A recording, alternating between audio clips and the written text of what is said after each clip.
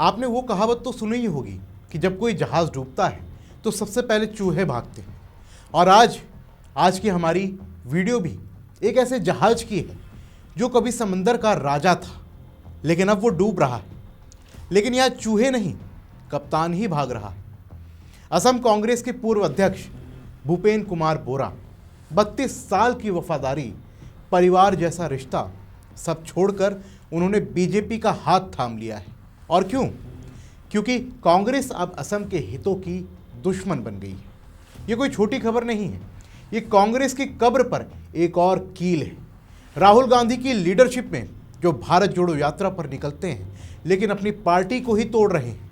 विपक्ष कहता है कि बीजेपी नेताओं को खरीद रही है, लेकिन सच्चाई क्या है? कांग्रेस खुद बिक रही है। वोट बैंक की राजनीति में घुसपैठियों को शरण, शहीदों को डाकू कहना, पुजारियों को बलात्कारी कहना और ऊपर से पाकिस्तान का रिएक्शन। आज जब असम चुनाव नज़दीक है तो ये झटका कांग्रेस को ज़मीन सूंघा देगा। नमस्कार, मेरा नाम है शुभम गुप्ता और आप देखना शुरू कर चुके हैं वीके न्यूज़। रविवार 22 फरवरी 2026 को गुवाहाटी में असम बीजेपी हेडक्वार्टर्स वाजपेयी भवन में भूपेन बोरा ने औपचारिक रूप से बीजेपी का दामन थाम लिया। साथ में और भी कांग्रेस लीडर्स जैसे संजू बोरा, राजेश कुमार जोशी, कंकन दास, गगन चंद्र बोरा और दर्जनों कार्यकर्ता बोरा के साथ बीजेपी में शामिल हो गए। असम बीजेपी चीफ दिलीप साइकिया और सांसद बैजयंत पांडा ने सबका स्वागत किया। सीएम हेमंत बिस्वा शर्मा ने कहा कि भूपेन बोरा ने कांग्रेस को 32 साल दिए, आज से वो नई शुरुआत कर रहे हैं, हम उनका स्वागत करते हैं। ज्वाइनिंग के बाद इंटरव्यू में बोरा ने खुलकर कहा कि जो लोग राज्य के हित के बारे में सोचते हैं वो अब कांग्रेस के साथ नहीं रह सकते। उन्होंने कांग्रेस की चिंताजनक स्थिति का जिक्र किया और इस्तीफे में लिखी बातें दोहराई। साथ ही उन्होंने गौरव गोगोई के पाकिस्तान कनेक्शन पर भी खुलकर बात रखी। जी, पहली बार जिस पार्टी को मैं 32 साल दिया और मेरा परिवार फैमिली ने 100 साल पहले से तो 1926 से कांग्रेस पार्टी का साथ जुड़ा हुआ है, सब आपको मालूम है। अभी जो हालत में कांग्रेस पार्टी को लेके आ गया, इसमें कोई जो आसाम को अच्छा पता है, आसाम का जाति को लेकर भविष्य का चिंता है, वो भी कांग्रेस में नहीं रुक सकता है।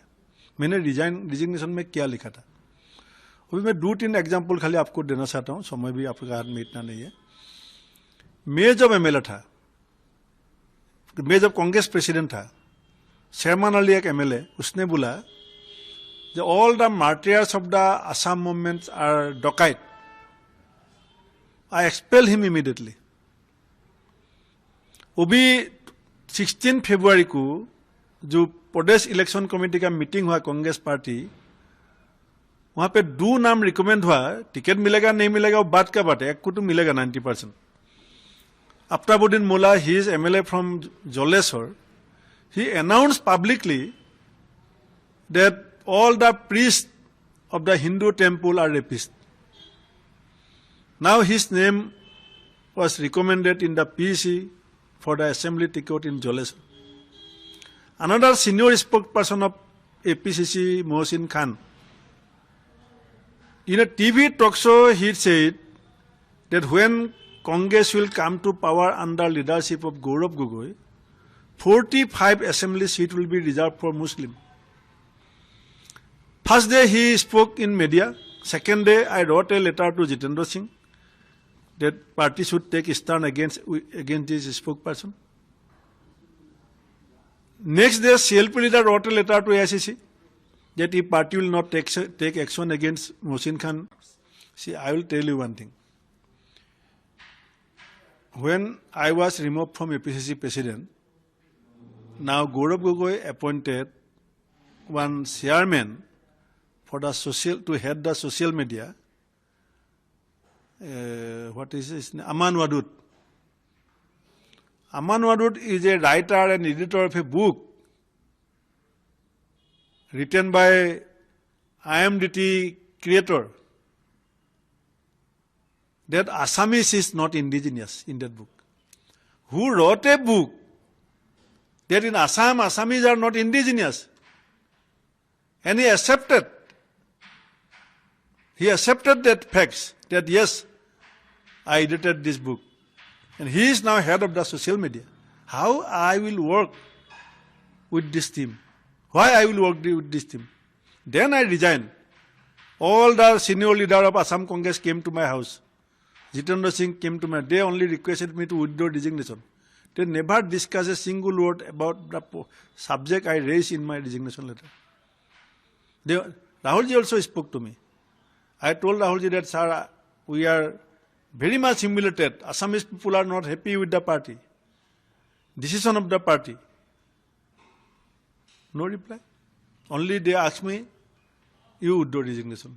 You have a bright future. My people have no future in Congress. My state have no future in the hands of Congress. And PCC president, why we lost panchayat election?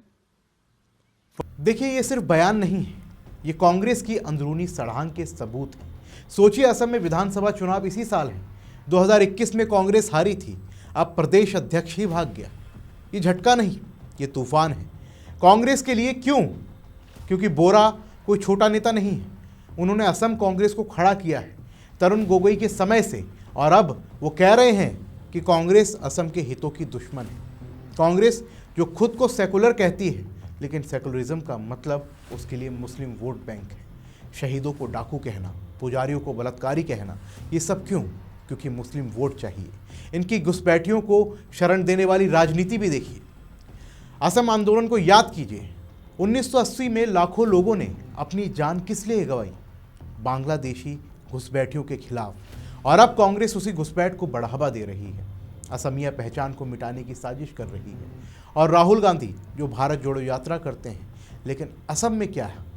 उनकी पार्टी टूट रही है। बोरा ने इस्तीफा दे दिया, राहुल ने रोकने की कोशिश की, लेकिन वो नहीं रोक सके, क्योंकि राहुल की लीडरशिप में अब उनके नेता को विश्वास नहीं है। राहुल जो संसद में भाषण देते हैं कि बीजेपी डराती है, लेकिन खुद उनकी पार्टी में डर देखिए। लीडर्स भाग रहे हैं। महाराष्ट्र में अशोक चौहान, बंगाल में अधीर रंजन चौधरी की बगावत, और अब असम में बोरा। राहुल, आपकी यात्रा कहाँ जा रही है? कांग्रेस के अंत की ओर। राहुल गांधी कहते हैं कि लोकतंत्र बचाओ, लेकिन अपनी पार्टी में लोकतंत्र है क्या? आला कमान फैसला करता है कि गौरव गोगोई को आगे करो, जिसके पाकिस्तान के साथ कनेक्शन है। उस पर सवाल उठ रहे हैं। बोरो ने कहा कि मैंने लिखा था, लेकिन कुछ नहीं हुआ। अब बड़ा सवाल यह है कि इससे असम चुनाव पर क्या असर पड़ने वाला है? तो इसका सीधा सा जवाब यह है कि कांग्रेस और कमज़ोर हो गई है और बीजेपी मजबूत। अन्य पार्टियां जैसे एडीपी, एआईयूडीएफ वो भी देख रही हैं, लेकिन कांग्रेस का पतन वो सिर्फ राहुल गांधी की जिम्मेदारी है। उन्होंने असम को नहीं समझा, लोकल इश्यूज़ नहीं समझे। इन सब से एक ही बात पता चलती है कि कांग्रेस अब डूब रही है और राहुल गांधी के हाथ में पतवार है, लेकिन दिशा वो गलत है। भूपेंद्र बोरा की यात्रा कांग्रेस से बीजेपी तक ये चेतावनी है विपक्ष के लिए। और आप क्या सोचते हैं कांग्रेस के इस पतन को लेकर के? हमें कमेंट बॉक्स में ज़रूर लिखें।